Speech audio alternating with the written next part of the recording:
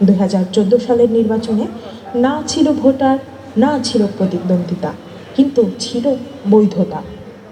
কারণ শাহবাগ আগে থেকেই মাঠ তৈরি করে দিয়েছিল।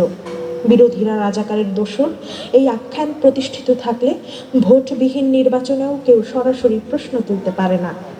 এরপর 2018, 2024 গণতন্ত্রের প্রতিটা স্তম্ভ একে একে ভেঙে পড়েছে। শাহবাগ সেই পতনের ভিত্তিপ্রস্তর স্থাপন করেছিল। আর 2013 সালের শাহবাগের আখড়ার কিছুদিন পরেই এলো 5ই মে। হেফাজতে ইসলাম ঢাকায় এলো 13 দফা দাবি নিয়ে। শাপলা চত্বর পরিণত হলো বিশাল জনসমুদ্রে। কিন্তু রাষ্ট্র যখন একটা মঞ্চকে জাগরণ বলে আর একটা জমায়েতকে বলে হুমকি, তখন বোঝা যায় রাষ্ট্র আসলে কতটা ফ্যাসিস্ট হয়ে উঠেছে। 5ই মে মধ্যরাতে নিভে গেল আলো।